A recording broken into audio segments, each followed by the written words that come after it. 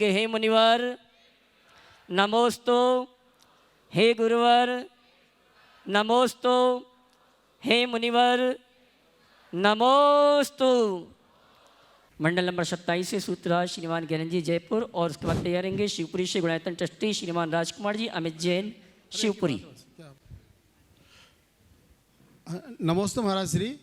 महाराज श्री, आज सुबह आपने निराशा के बारे में 2 शब्द बताए कि एक तो निराशा वो जिसमें आशा पूरी नहीं हुई हो और आदमी डिप्रेशन में चला जाता है।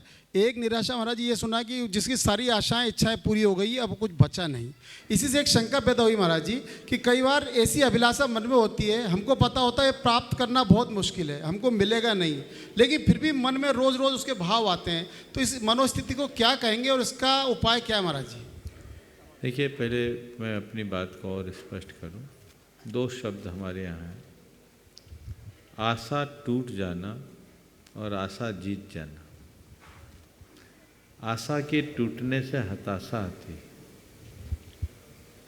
और आशा को जीत लेने से व्यक्ति आशा से ऊपर हो जाता है।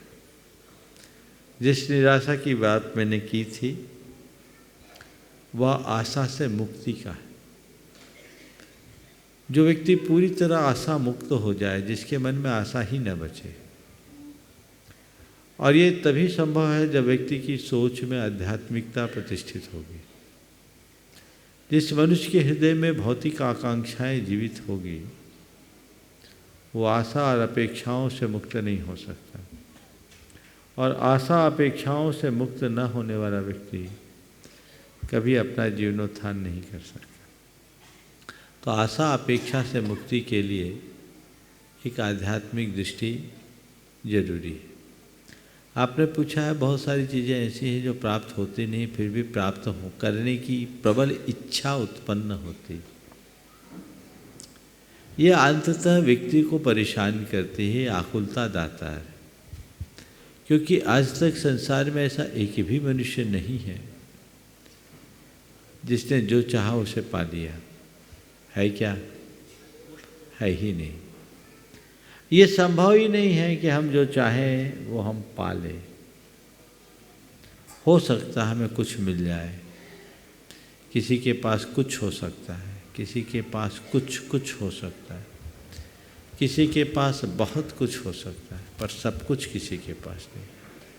तो सब कुछ पाने के लिए हमें बहुत कुछ से ऊपर उठना पड़ता है।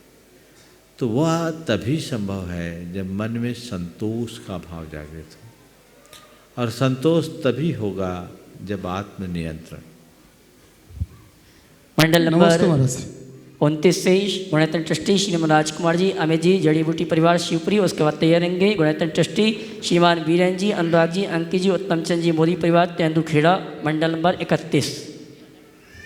परम पूज्य महामुनिराज के चरणों में हम सबका त्रिवार नमोस्तु नमोस्तु नमोस्तु। महाराज जी, हम पहली बार इस आयोजन में शामिल हुए हैं और इस आयोजन को देख के ऐसा लगता है कि पूर्व में हमने कैसे पुण्य किए होंगे कि ऐसा संयोग, सोने में जो सुगंधी जैसा संयोग मिला है कि इस शाश्वत भूमि में सिद्धों की गुणानुवाद कर रहे हैं और महामुनिराजों के पाद मूल में। तो भगवान, हम ऐसा क्या पुण्य लेके आए थे और क्या पुण्य लेके जाएंगे, हम अनुभूति तो कर रहे हैं, मगर आपके मुख से हम सुनना चाहते हैं कि भगवान ऐसा क्या संयोग रहा। साथ ही जिज्ञासा जो मेरी है महाराज जी, थोड़ी सी बिल्कुल, कि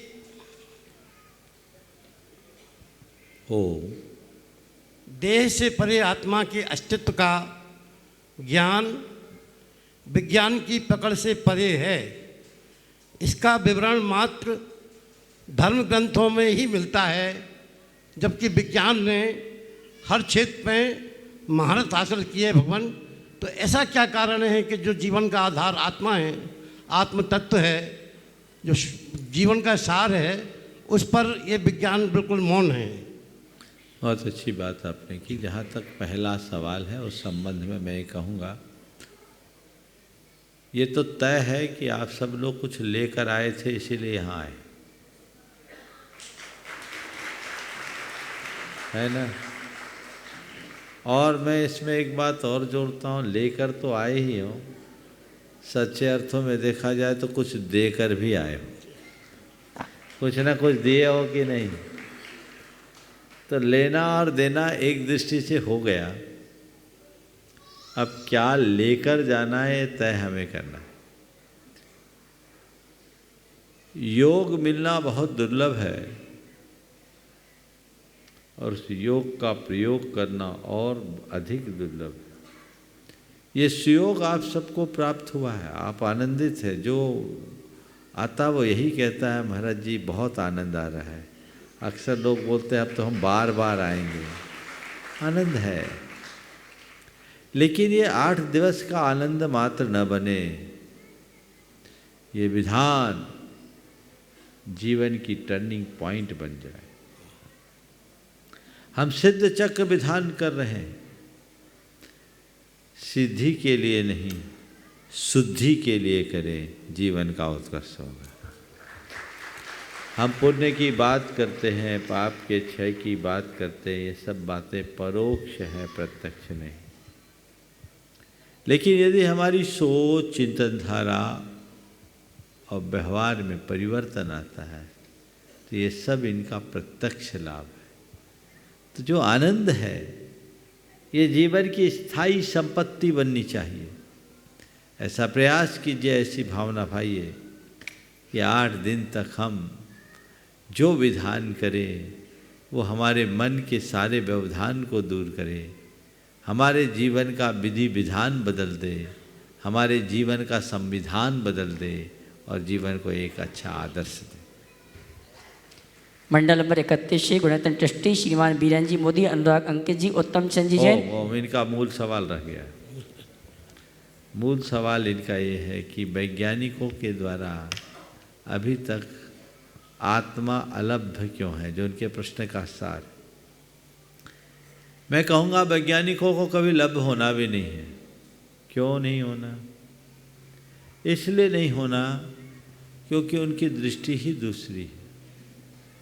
वो बाहर खोजते हैं और आत्मा भीतर है। भीतर खोजेंगे तो आत्मा को पाएंगे, बाहर खोजने वाले को कुछ नहीं मिलने वाला। ये बात सच है कि वैज्ञानिक आज तक आत्मा को खोज नहीं पाए, लेकिन ये भी सच है कि बड़े बड़े वैज्ञानिकों ने आत्मा की दुहाई दी। हमने सुना है अल्बर्ट आइंस्टीन के संदर्भ में, जब वह अपने जीवन के अंतिम दौर से गुजर रहे थे, किसी ने उनसे सवाल किया कि आपने बड़ी बड़ी खोजें की है, क्या आपके जीवन की कोई और खोज शेष रह गई? तो आइंस्टीन कुछ पल के लिए गंभीर हुए और उन्होंने कहा, हाँ, मेरी एक खोज अधूरी रह गई। सब के सब आश्चर्यचकित हो गए कि एटॉमिक एनर्जी का इन्वेंशन करने वाला वैज्ञानिक ये कह रहा है मेरी एक खोज अधूरी है और उसके अभाव में मेरी सारी खोजें अधूरी लगती हैं। आखिर ऐसे क्या चीज़ आपकी अधूरी रह गई? तो उन्होंने कहा, जिस शक्ति के बल पर मैंने इतनी सारी खोजें की, वो खोज कराने वाले की खोज मेरी अधूरी है। मैं उस खोज कराने वाले को खोजना चाहता हूँ। समझ गए? आइंस्टीन ने किसी संदर्भ में एक कहा है कि मेरा ये मानना है कि विश्व में सर्वत्र चेतना ही काम कर रही है। तो ये चीज़ें हैं, चूँकि उनकी दिशा ही बाहर की है तो भीतर होगा नहीं। और हमारे संतों की दृष्टि सदैव भीतर की रही, इसलिए उन्होंने बाहर के ऊपर विस्तार दिया नहीं। इसलिए भले विज्ञान इन बातों को नहीं मानता, लेकिन जो बातें विज्ञान से प्रूव्ड नहीं है वह नहीं है, ऐसी बात सही नहीं। नमस्ते भगवान, नमस्ते नमस्ते। मंडल नंबर 31 और 33 दोनों परिवार एक साथ खड़े हो जाएं। 2 प्रश्न के लिए तेंदुखेड़ा से श्रीमान बीरेन जी मोदी, अनुराग जी, अंकित जी, उत्तम चंद जी जैन और डॉक्टर सचिन जी जैन मोदी, सविता, आशुतोष, अमिताभ मोदी। महाराज श्री के चरणों में मेरी एवं मंडल के सभी सदस्यों की ओर से नमोस्तु नमोस्तु नमोस्तु। महाराज श्री, महाराज जी, सभी क्षुल्लक महाराज जी को इच्छामी इच्छामी इच्छामी। मेरी ओर से डॉक्टर ओम सवाल कर लीजिए। महाराज जी, मैं डॉक्टर पूनम आपके चरणों में बारंबार नमोस्तु नमोस्तु नमोस्तु। महाराज जी, मेरा प्रश्न ये है कि जीवन के प्रतिकूल परिस्थितियों में संयम भाव एवं समता भाव कैसे रखा जाए। बहुत अच्छी बात। सबसे पहले तो मैं एक बार कहूँगा, एक बार जितने अपने पूरे कुनबे के साथ नमोस्तु कर लो, पूरे संघ को, सब लोग कर लो जल्दी से। महाराज जी आशीर्वाद दे दो, सबको आशीर्वाद। अब नमोस्तु में समय मत गंवाना, मुंडी झुका के नमन करके सवाल कर लेना, तो बहुतों का सवाल के लिए समय बच जाएगा। नहीं तो 20-30 सेकेंड तो आपकी भूमिका में चले जाते हैं। ऐसे देखें तो कम से कम 2 व्यक्ति का हिस्सा कटता है, इसलिए इसका ध्यान रखना। आपने पूछा है प्रतिकूल परिस्थिति में अपने मन में स्थिरता कैसे लाए।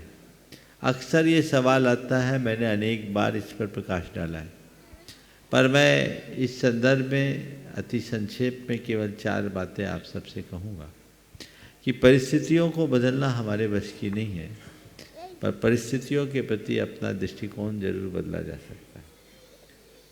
जब भी परिस्थिति विपरीत हो, हम अपनी मनस्थिति को बदलने की चेष्टा करें और उसके क्रम में 4 बातें सदैव ध्यान रखें।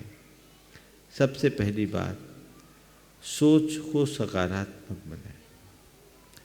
अगर हमारी सोच सकारात्मक होगी तो हम प्रतिकूल की अनुकूल व्याख्या करना शुरू कर देंगे, दुख में सुख देखना शुरू कर देंगे, विपत्ति में संपत्ति के दर्शन होंगे और हम विसंगति में संगति बिठाने में समर्थ हो सकेंगे। सकारात्मक सोचें। जो प्रतिकूल है देखो, वो प्रतिकूल भी अनुकूल हो सकता है। चीज़ों के प्रति यदि हम अपना दृष्टिकोण बदलते हैं तो चीज़ें बदल जाती हैं। डॉक्टर राधाकृष्णन जब भारत के राष्ट्रपति होते थे, एक बार उनका कोई शासकीय दौरा हुआ अमेरिका के लिए। उन दिनों अमेरिका के राष्ट्रपति मिस्टर कैनेडी थे। वो जब अमेरिका गए तो मौसम खराब हो जाने के कारण उनका विमान निर्धारित स्थान से पहले उतार लिया गया और वो सीधे कार से गए, व्हाइट हाउस गए कार से। प्रोटोकॉल के अनुसार उनका जो स्वागत सत्कार था वो सब धरा रह गया। मिस्टर कैनेडी ने, जो अमेरिका के राष्ट्रपति थे, उन्होंने अपनी ओर से अफसोस जाहिर करते हुए कहा, हमें इस बात का अफसोस है कि प्रकृति के मौसम के अनुकूल न रहने के कारण हम आपका सही सत्कार नहीं कर सके। उस समय डॉक्टर राधाकृष्णन ने जो बात कही आपके सवाल के संदर्भ में बड़ा प्रेरक है। उन्होंने कहा, never mind Mister President, we can not change the event but certainly change our attitude towards them. राष्ट्रपति महोदय, आप फिक्र न करें, हम परिस्थितियों को नहीं बदल सकते पर परिस्थितियों के प्रति अपना दृष्टिकोण जरूर बदल सकते हैं। इसलिए मैं अक्सर कहता हूँ, परिस्थिति नहीं मनस्थिति बदले। तो दृष्टिकोण का परिवर्तन। दूसरी बात, आशावादी बने। ये मत सोचे कि अब सब खो गया, ये सोचो कि अब होगा, अच्छा होगा। अभी रात है, फिर प्रभात होगा, रात के बाद तो प्रभात ही है। रात कितनी भी लंबी हो शाश्वत नहीं होती, ये विश्वास मन में होना चाहिए। सुबह होगी, सुबह होगी, सुबह होगी। किसी की पंक्तियां बहुत सार्थक है, एक न एक समा जलाए रखो, एक न एक समा जलाए रखो, सुबह जरूर होगी, माहौल बनाए रखो। अपने मन का माहौल बना के रखो, उसे खंडित न होने दो। तीसरी बात, धीरज रखना सीखो। आजकल लोगों का धैर्य बहुत जल्दी टूट जाता है। पेशेंस तो अब बचा ही नहीं, इसलिए सब पेशेंट होते जा रहे। इम्पेशेंस, अधीरता, आधुरता, आतुरता, ये एक बड़ी दुर्बलता है। धीरज रखे मनुष्य तो कमजोर मनुष्य भी ताकतवर बन सकता है, और अधीरता के कारण ताकतवर भी कमजोर बन जाता है। तो अपने मन में धीरज को जगाने का पूर्ण प्रयत्न करना चाहिए, अपना धैर्य बढ़ाए। और चौथी बात, ये सोचे कि जो कुछ भी है कर्म का उदय है, थोड़े देर की बात है, थोड़े देर की बात है। यदि ये बातें हम सोचना शुरू कर दें तो बड़ी बड़ी समस्या में भी हमें सहज समाधान मिल सकता है। नमोस्तु गुरुवर, नमोस्तु। मंडल नंबर 33 से एक प्रश्न और मंडल नंबर 35 से श्रीमती छाया जी मानिक चंद जी, औरंगाबाद।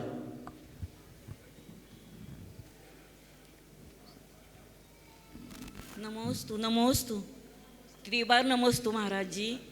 हाँ, शुल्लक जी को इच्छामी इच्छामी इच्छामी।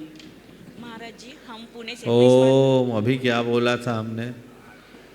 मैं डॉक्टर स्वाति दोभाड़ा पुणे से आई हूँ। हम सब पुणे से आए हैं। हम संस्कृत में पहली बार कर रहे हैं। सवाल कर लीजिए। हाँ, संस्कृत में करना चाहिए, हिंदी में? और बीजाक्षर का क्या महत्व है? आप ही अपने अनुभव से बोलिए। ऐसा आनंद कभी हिंदी में आया आपको? हिंदी में तो किया है, लेकिन नहीं। आनंद किस में ज्यादा आया? संस्कृत में। तो जिसमें आपके साथ ही आया है। हाँ, तो बस यही समझो कि जब हो तो संस्कृत में ही करेंगे और आनंद लेंगे। बीजाक्षर का क्या महत्व है? बीजाक्षर तो देखो, बीजाक्षर के बिना ये विधान पूरा होता ही नहीं। हम मंडल की संरचना करते नहीं और मंडल विधान कहते हैं। तो मंडल कहाँ है? मंडल किसको बोलते हैं? मांडने का नाम मंडल है क्या? मैंने कल भी बताया था अपने उद्बोधन में, दिव्य शक्तियों के आह्वान के लिए तैयार गुप्त रेखा चित्र का नाम मंडल है। तो ये मंडल बिना बीजाक्षर के नहीं होते हैं। इसमें सारे मंत्र हैं और ब्रह्मांड के सारे मंत्रों की स्थापना इसमें। सिद्ध चक्र विधान में मंत्र, तंत्र, यंत्र तीनों है। मंत्र की आराधना हम करते ही हैं। ये जो मंडल है ये यंत्र है, और इसकी जो वैदिक व्यवस्थाएं हैं 8, 16, 32, 64, 128, 256, 512, 1024 द्विगुणित क्रम, ये एक प्रकार का तंत्र है। तंत्र का मतलब युक्ति। क्यों डबल डबल किया? ये तंत्र है। और इस मंडल की संरचना में जो विभिन्न प्रक्रियाएं की जाती है 8 दिशाओं में, वो एक तंत्र है। तंत्र का मतलब क्या होता है? आज तंत्र शब्द बदनाम हो गया। तंत्र का मतलब होता है युक्ति, प्रक्रिया, जिससे हमारा रास्ता खुलता हो। तो ये एक ऐसा संपूर्ण विधान है जिसमें तीनों का समावेश है। उनका लाभ हमें उसी समय तभी मिलेगा जब हम उस प्रक्रिया से करेंगे। इसलिए जिन्हें भी विधान करना हो बीजाक्षर के साथ करो, मांडना में। और मैं अभय भाई से कहूँगा, अपने पास अगर पुराने मंडल रखे हैं तो लोगों को उपलब्ध कराओ, गांव-गांव में जाए। अब तो चूँकि पूरा सेट आ गया। पहले 84 धातु के इस तरह के बने हुए 4 फीट बाय 4 फीट के आप लोग ले जाएं, घर घर ले जाएं। हर गांव में एक मंडल होना चाहिए कि कभी भी सिद्ध चक्र विधान करे तो इसी मंडल के माध्यम से करे। उपलब्धता के अभाव में लोग नहीं कर पाते, तो जो साधन अपने पास सुलभ है वो आप सबको उपलब्ध कराना चाहिए। चलिए। मंडल नंबर 37 से कटनी से श्रीमान अनिल जी, मंजू जी, सपरिवार। उसके बाद तैयार रहेंगे मंडल नंबर 41 से दिल्ली से श्रीमान एडवोकेट श्री अजय कुमार जी, सपरिवार। 41 की 39 मुनिश्री के चरणों में त्रिवार नमोस्तु। मुनिश्री जी मेरा प्रश्न है तीर्थंकर भगवंतों के शासन देवी देवताओं से संबंधित है। जो वर्तमान में 24 तीर्थंकर के शासन देवी देवता हैं, वो उनकी क्या व्यवस्था रहती है? क्या आगे जो काल में 24 तीर्थंकर होने वाले हैं वो यही जो शासन देवी देवता वर्तमान में हैं उनके वो वही रहते हैं? क्या परिवर्तित होते हैं, बदलते रहते हैं? देखिए, एक विवादास्पद सवाल। हम तो शासन को मानते हैं और हमारे शासन के देव बीतराग भगवान हैं। इसके अलावा हमें और किसी से कोई लेना देना ही नहीं। बाकी शासन देवी देवताओं का उल्लेख है, लेकिन उसमें लिखा शासन अधिरक्षार्थम कल्पिता परमागमे, ये शब्द दिया है।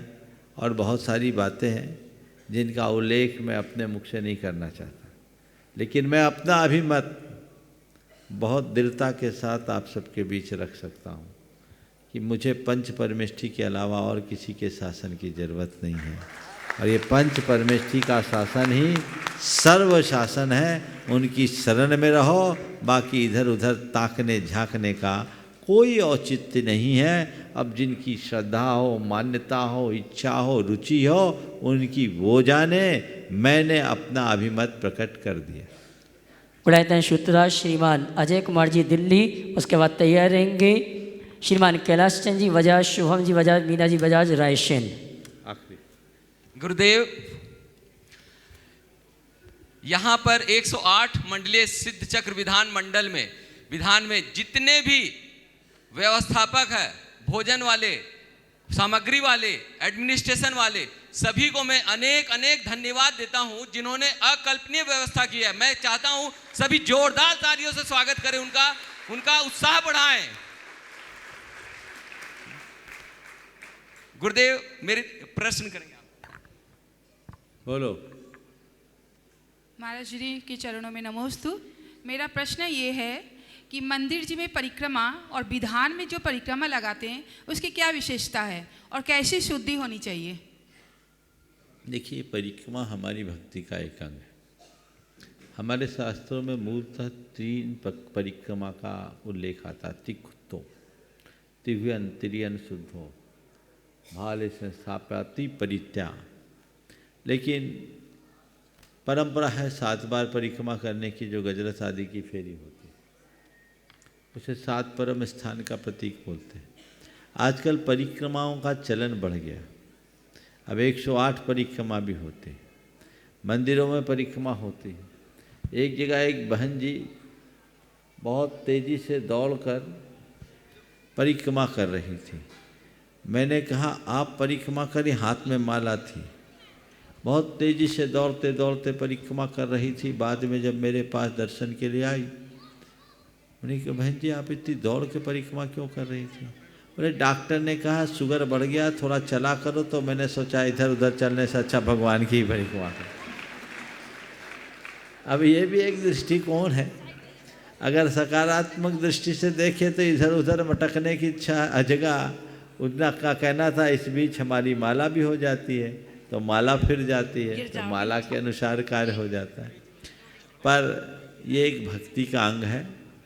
जहाँ तक सवाल है परिक्रमा करने का, तो भगवान के समक्ष इलियापत शुद्धि पूर्वक परिक्रमा होनी चाहिए। यानी 4 हाथ जमीन देखकर, न तेजी से दौड़ते हुए और न अति धीमे चलते हुए, एक सलत मंधिम गति के साथ चले, जीवों को बचाते हुए भाव भक्ति के साथ प्रभु का गुणगान करते हुए करें, तभी ठीक हो। ओम। मंडल नंबर 43 श्रीमान कैलाश चंद जी, शुभम जी, मीना जी बजाज, रायसेन। नमोस्तु गुरुवार, नमोस्तु गुरुवार, नमोस्तु गुरुवार। हे गुरुवार, मुझे तो पहले आपका आशीर्वाद चाहिए। मुझे अपनी नगर सिलवानी में सिद्ध चक्र महामंडल विधान करवाना है। आज कुछ निमित्त नहीं बन पा रहे महाराज श्री, इसलिए वो अभी करवा पाए। और मुझे महाराज जी व्रती बनना है। 2 प्रतिमा के व्रत धारण करना है महाराज श्री। और प्रतिमा धारण करके महाराज श्री मैं समाज पर मरण बस बहुत अच्छा। जितनी भावना हर में ये दोहराओ, दोनों काम पूरे हो जाएंगे। और मेरा प्रश्न ये है कि अकलंक और निकलंक जैन धर्म के अनुयायी होते हुए भी बौद्ध धर्म की अध्ययन करने क्यों गए? अगर वो नहीं जाते तो उनकी मृत्यु नहीं होती, तो धर्म का और ज़्यादा प्रभाव होता जैन धर्म का। अकलंक स्वामी ने अगर बौद्ध धर्म का अध्ययन नहीं किया होता तो जैन धर्म बचा नहीं होता। वैसे महान आचार्य थे जिन्होंने पूरा सर्व दर्शनों का अध्ययन किया और अध्ययन के परिणाम स्वरूप उनने बड़े बड़े शास्त्रार्थों में वाद जीते और जैन धर्म का डंका पीटा। अगर ये नहीं होता तो कैसे होता? एक निकलंक होए, लेकिन अकलंक ने हमारी परंपरा को निष्कलंक बना दिया। आज तक बनी हुई तो ये सारा श्रेय उनको जाता है, ये देन उनकी।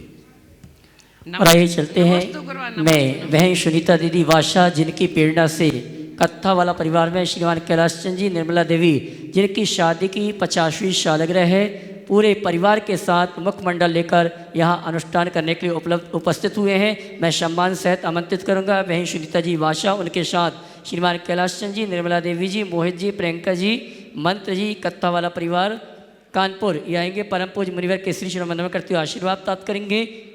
और इनके सम्मान के लिए मैं आमंत्रित करता हूँ रमेश जी शरावगी, श्रीमान अशोक जी पांड्या, श्रीमान एलएन साहब और श्रीमान सुनील जी देहरादून ये आएंगे। हमारे कत्था वाला परिवार जिन्होंने बहन सुनीता दीदी की प्रेरणा से, और इनके सम्मान के लिए मैं आवाज दूंगा गुणायतन के शिव साहब श्रीमान सुभाष जी आएंगे। हमारे सम्मानी रमेश जी शरावगी, अशोक जी पांड्या, एनएल साहब और सुनील जी देहरादून ये आएंगे। हमारे श्रीमान कैलाश चंद जी, निर्मला देवी जिनकी शादी की 50वीं सालगिरह के अवसर पर परम पूज्य मुनिवर के सानिध्य में तीर्थराज संबित शिखर में सिद्धों की आराधना करने के पूरे परिवार के साथ यहाँ पर उपस्थित हैं। आप जोरदार ताली बजाकर इस परिवार का सम्मान करें। और इनके सम्मान के लिए हाँ महिलाओं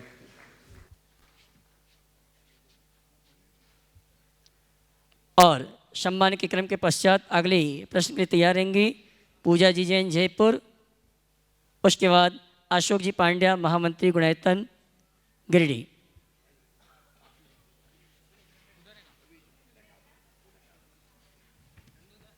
हाँ, मेरा सम्मान के लिए मैं आमंत्रित करूंगा गुणायतन परिवार के श्रवण संरक्षक श्रीनिवास सुशीला जी पाटनी किशनगढ़ वे आए। कत्ता वाले परिवार की श्राविकाओं का सम्मान गुणायतन परिवार की ओर से संपन्न करें। श्रीमती सुशीला जी पाटनी,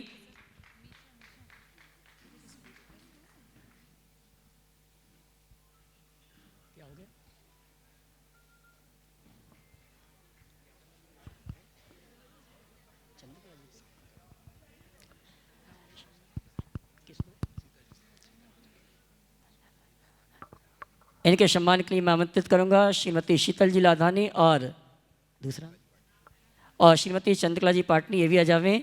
हमारी श्रीमती निर्मला देवी जो इनका शादी की 50वीं सालगिरह है, उस अवसर पर पूरे परिवार के साथ यहाँ पर विधान के लिए उपस्थित हुए हैं। और अगली शंका के लिए तैयार रहेंगे पूजा जी जयपुर, उसके बाद अशोक जी पांड्या।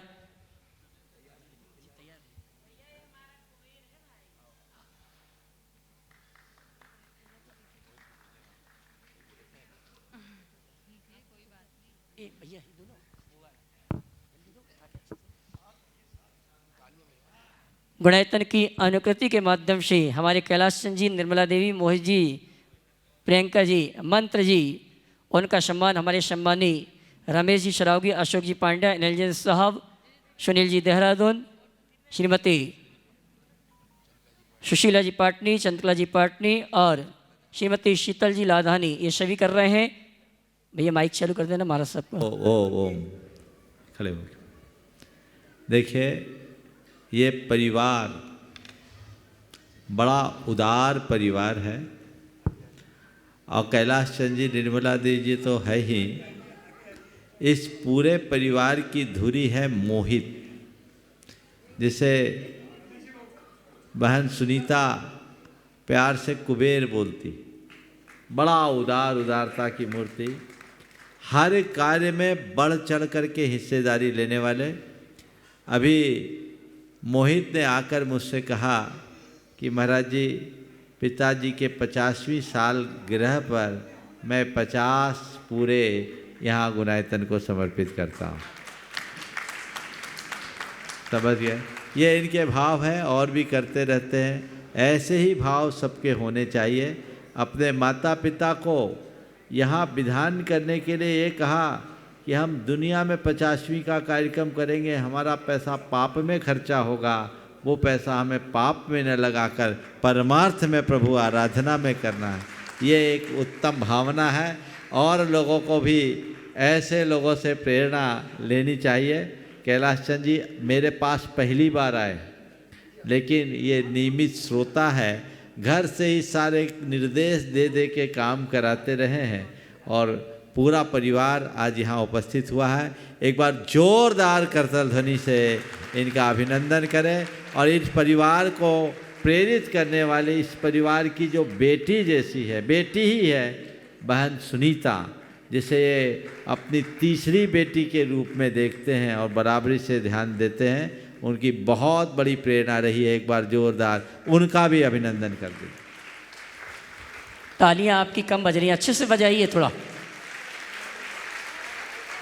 हाँ, सबसे बड़ी बेटी यही है, उनकी छोटी बेटी बता रही है कि हमारी सबसे बड़ी बहन है, ये तीसरी बेटी नहीं पहली बेटी है। बहुत अच्छा संबंध इनका बना है और सभी को ऐसे ही संबंध बना के रखना चाहिए। बहुत बहुत आशीर्वाद।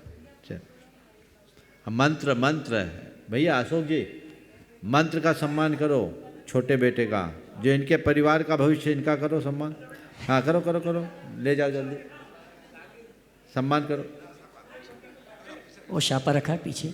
इस घर का पूरा भविष्य है, तिलक है। हाँ, साफा समेत।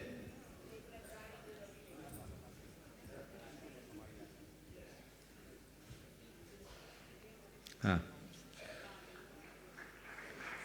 इनका भी करो, पदम जी और इनका। बहन सुनीता दी के भैया भाभी पदम जी और उनकी भाभी का भी सम्मान का कार्यक्रम। ओ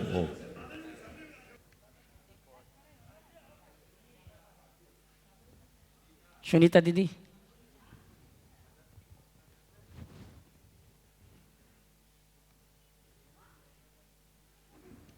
क्या बात। देखिए एक और विशेष बात, एक बार फिर से जोरदार करताल ध्वनि कर दीजिए। बहन सुनीता हर कार्य में उदारता से तो अपना योगदान देती ही रही है।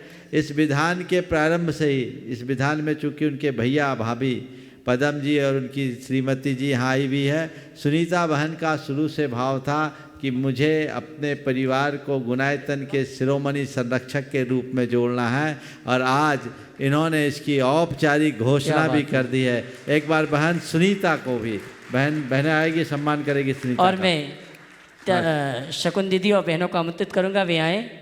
ओ जल्दी करो, इनका भी सम्मान करो। और आज पदम जी गुणायतन के शिरोमणि संरक्षक प्रेमचंद जी, पदम जी पारस और सुनीता बहन का परिवार है, जो हर बार प्रतिदिन हर कार्य में बढ़ चढ़ कर के हिस्सा लेता है। आज वो शिरोमणि संरक्षक के रूप में यहाँ पर घोषित हुए। तालियां आपकी नहीं बज रही, क्या बात है। पहले से निकाल के रखना चाहिए, अधूरा काम करते हो, दो लेके आना।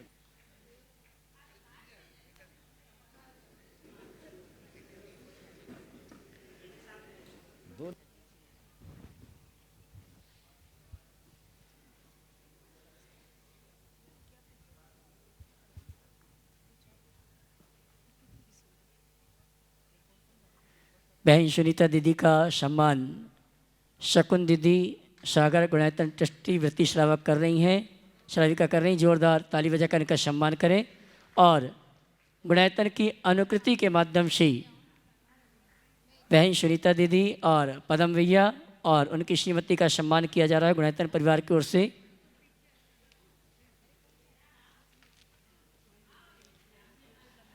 शिवाजी सिंह साहब, अशोक जी पांड्या, श्रीमान सुनील जी देहरादून, शकुन दीदी और रमेश जी शरावगी गुणायतन अनुकृति के माध्यम से हमारे पदम जी और उनकी बहन सुनीता जी और उनकी भाभी का सम्मान कर रहे हैं। जोरदार ताली बजाकर उनका सम्मान करें, तालियां बजाइए अच्छे से।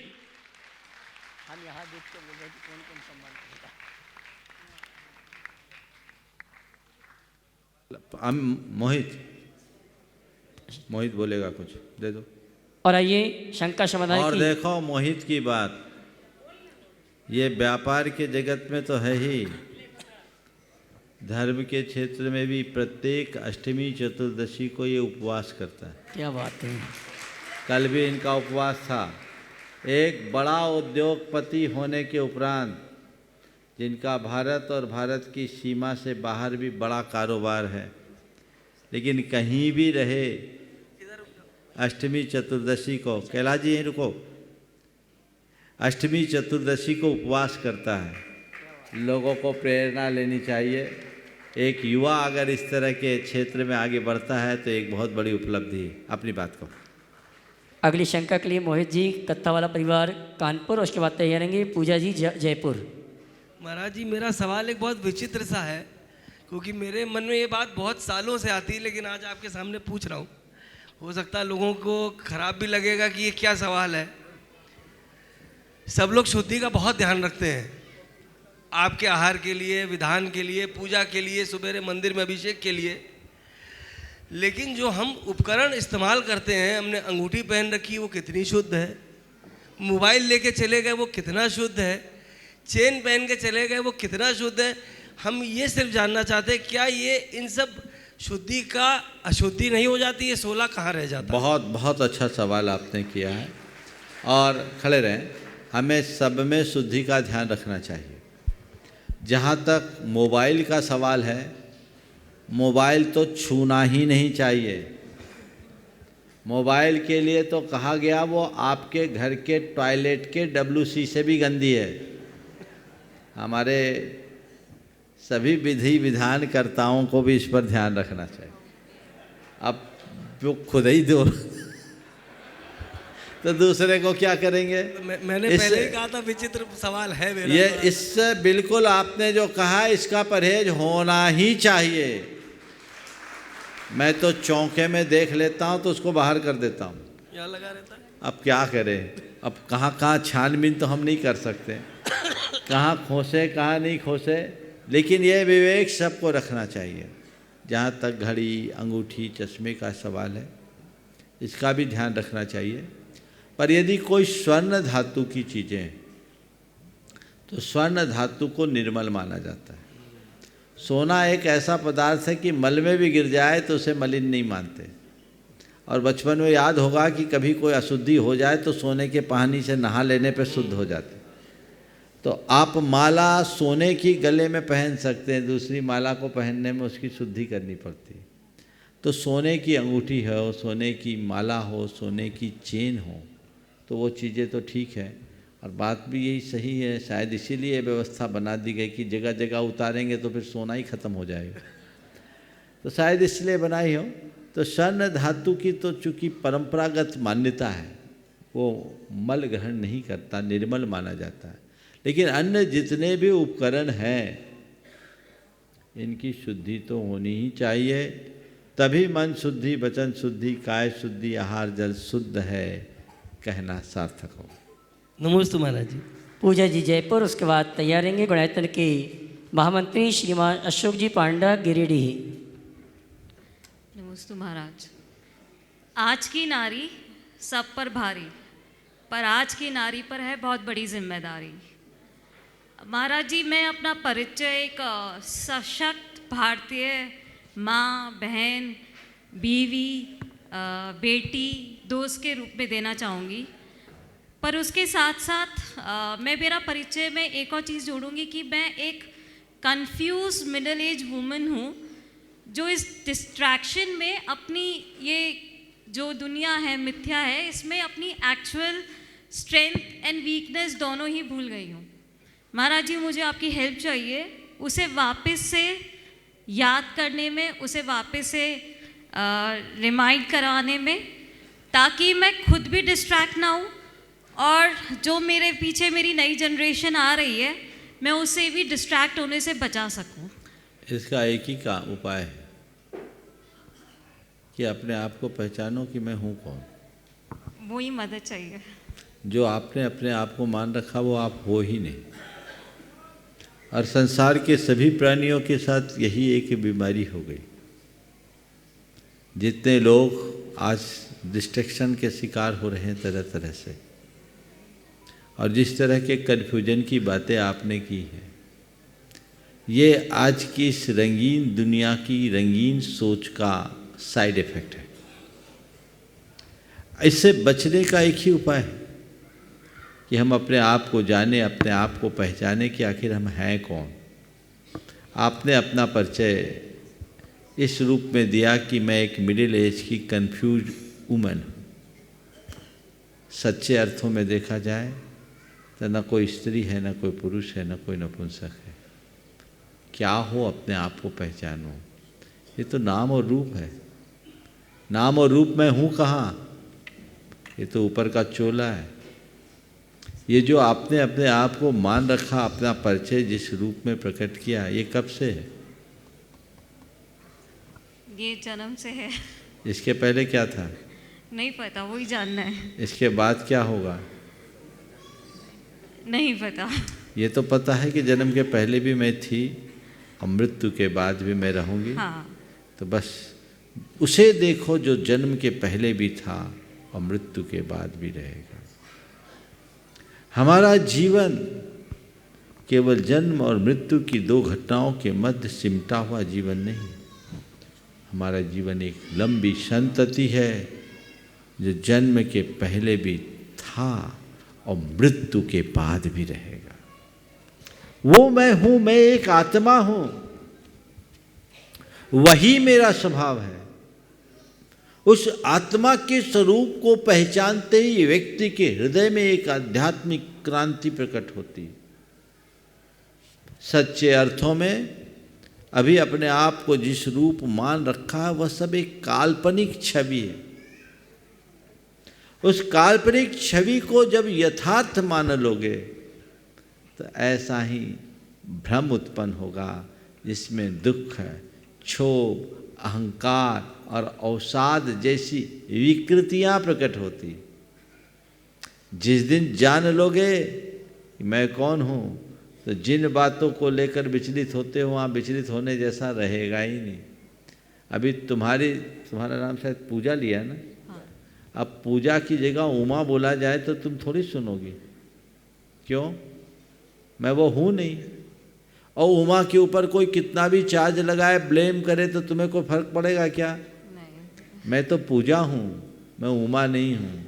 बस जिस दिन तुम्हें ये समझ में आ जाएगा मैं आत्मा हूँ, देह नहीं हूँ, सब परिवर्तित। नमस्ते। जो मैं हूँ उसे पहचानो। हमारे सारे दुखों के निवारण की कुंजी है ये। मुश्किल ये है कि मनुष्य सबको जानता है, खुद को छोड़कर खुद को जानने की कोशिश करे, उस रास्ते को अंगीकार करे, पथ प्रशस्त हो। नमस्ते। श्रवण संरक्षक और मार्गदर्शक गुणायतन के श्रीमान रमेश जी श्रावगी कोलकाता, उसके बाद तैयार रहेंगे महामंत्री गुणायतन अशोक जी पांड्या गिरिडीह।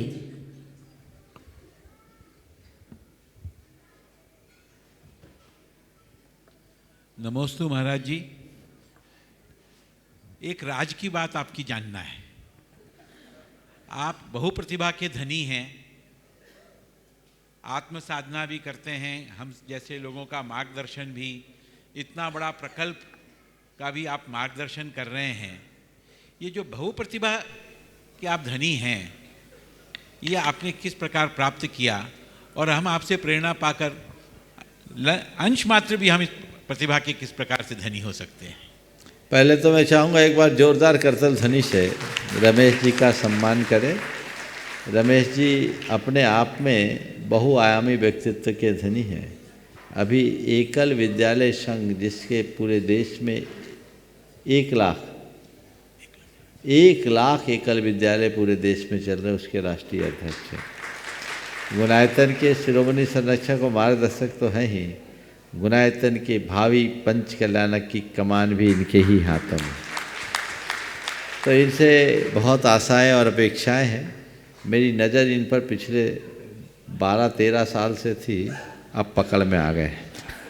और मैंने इनसे कहा है कि अब बाकी चीज़ों को छोड़कर आप हमारे समाज के कार्यक्रमों को आगे बढ़ाने में अपना समय और शक्ति लगाएं, जिससे कुछ अच्छे परिणाम आ सके। मुझे पूर्ण उम्मीद है कि रमेश जी उस दिशा में आगे आएंगे। एक और गौरव की बात ये है कि ये अभी एनआईटी के डायरेक्टर हुए, एनआईटी सिक्किम के डायरेक्टर के पद पर भी पदस्थ हुए हैं। अभी कुछ दिन पूर्व ही भारत सरकार ने उन्हें ये दायित्व प्रदान किया है। तो मैं मानता हूँ ये हमारे समाज की एक गौरवपूर्ण विभूति है, और ऐसे लोग अगर समाज के क्षेत्र में आगे आते हैं तो उसका समाज को सर्वतोमुखी लाभ मिलता है। आपने जो पूछा कि आपने ये प्रतिभा कहाँ से पाई, तो मैं इसका उत्तर गुरुदेव के एक हाइकू से दे देता हूँ। मैं तो था ठेठ, बांस गुरु ने मुझे बांसुरी बना दिया। समझ गए? मैं समझता हूँ इसके बाद कुछ कहने की ज़रूरत नहीं है। तो बस यही है, बांस को बांसुरी बनते देर नहीं लगती, लेकिन उसके लिए बांस को सब तरह से तैयार होना पड़ता है। जब किसी शिल्पी का संसर्ग अनगढ़ पत्थर को मिलता है तभी उससे प्रतिमा बन पाती है, भगवान बन पाते हैं। उसके लिए उस जैसा समर्पण चाहिए। बस वो समर्पण मनुष्य के जीवन का निर्माण करते हैं। गायत्री के महामंत्री श्रीमान अशोक जी पांड्या गिरिडीह, उसके बाद तैयार होंगे श्रीमती रजनी जी पहाड़िया मुंबई।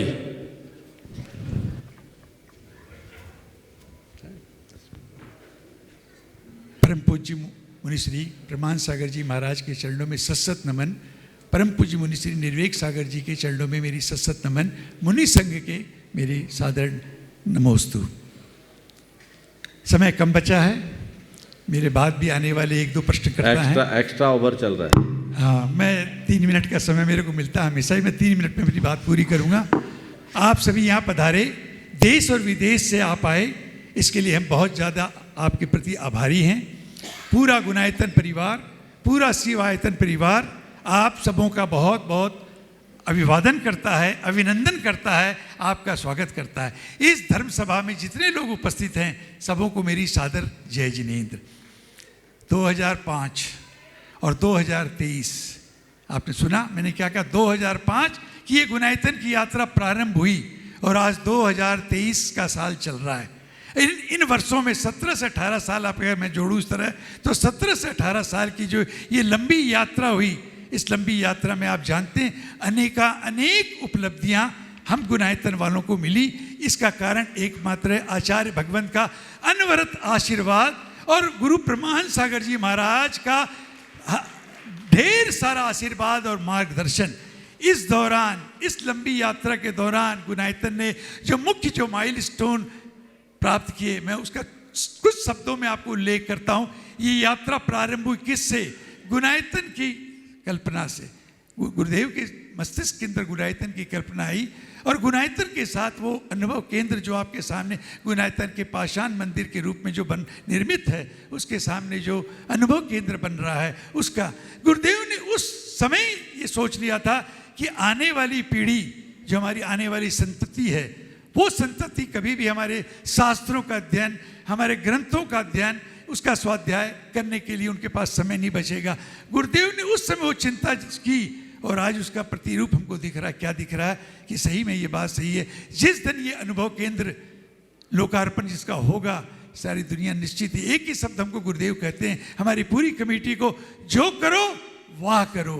लोग आने वाले देखें तो कहे वाह, ये विश्व का सबसे बेहतरीन प्रस्तुति हो। चाहे वो हमारा अनुभव केंद्र हो, चाहे पूर्ण पाषाण के रूप में बनने वाला पंचायतन शैली के अंदर बनने वाला हमारा श्री मंदिर जी हो, चाहे सहस्त्रकूट जिनालय हो, चाहे साधना व संस्कृतिका हो, चाहे संत निवास हो, ये सारी जितनी परियोजनाएं हैं ये निर्माण हैं और आने वाले दिनों के अंदर इसकी पूर्णता होने जा रही है। कल के सत्र के अंदर, कल जबकि पहला सत्र था इस महामंडल अनुष्ठान का, और श्रीमती हमारी परम आदरणीय श्रीमती सुशीला जी पाटनी ने एक बात कही अपने छोटे से वक्तव्य में। क्या कही आपको स्मरण है कि नहीं? मैं आपको बताता हूँ। उन्होंने उठते एक बात कही कि गुरुदेव, मैंने ऐसी भव्यता और ऐसी शोभा और ऐसी सुंदर व्यवस्था अपने जीवन में मैंने बहुत सारे छोटे बड़े जितने भी देश के अंदर आयोजित होते हैं, हर तरह के अनुष्ठान, धार्मिक अनुष्ठान, लेकिन मेरा अनुभव इस अनुष्ठान के लिए बिल्कुल विपरीत है और ये इतिहास रचने जा रहा है। ये सुशीला जी पाटनी का उद्गार थे, उनके मन के उद्गार थे।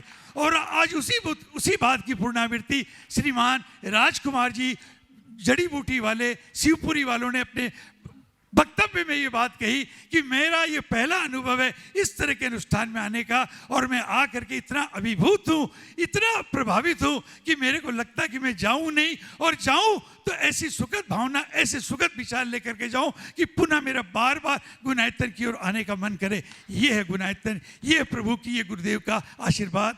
और आपको बता दूं कि आने वाले दिनों में आपको और नई चीज़ें गुरुदेव ने हम लोगों को लक्ष्य दिए।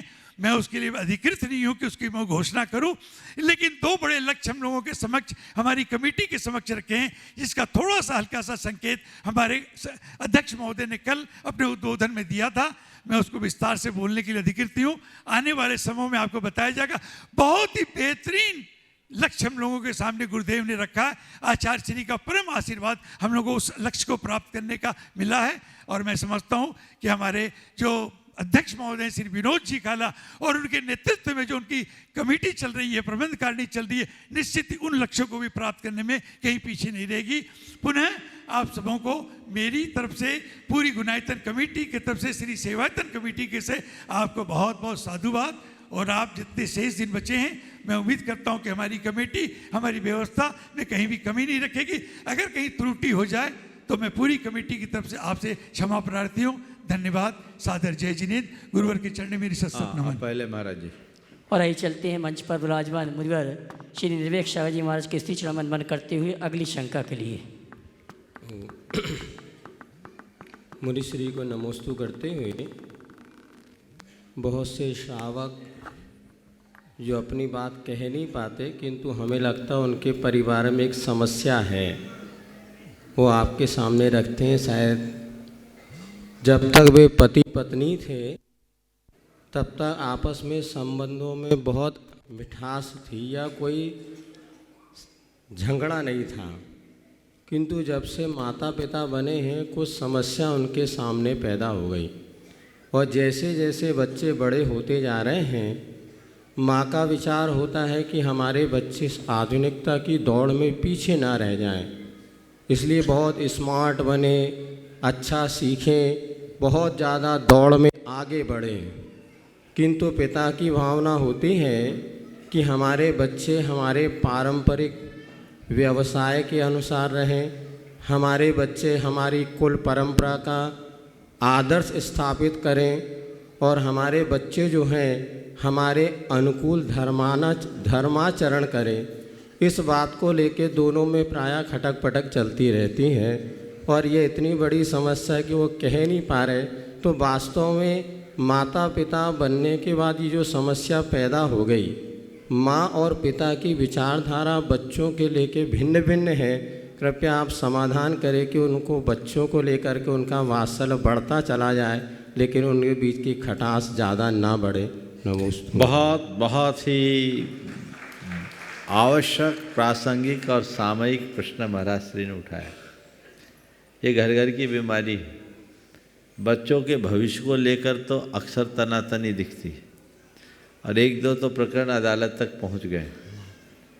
सबसे पहली बात तो मैं ये कहूँगा कि माँ बाप को अपने बच्चों के प्रति अपना दृष्टिकोण बदलना चाहिए।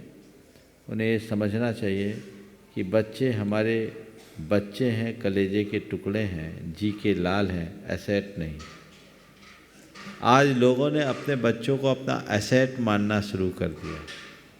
ये जो चीज़ है, ये सारी इस फसाद की जड़ है, तो वो सोच बदलनी चाहिए। दूसरी बात, बच्चों के भविष्य के विषय में सोचे, आधुनिकता को अपनाएं। मैं उसके विपक्ष में कतई नहीं हूँ, लेकिन मौलिकता को सुरक्षित रखते हुए। आधुनिकता की ओट में यदि मौलिकता खंडित हो जाए, छिन्न भिन्न हो जाए, तो फिर हमारे पास क्या बचेगा।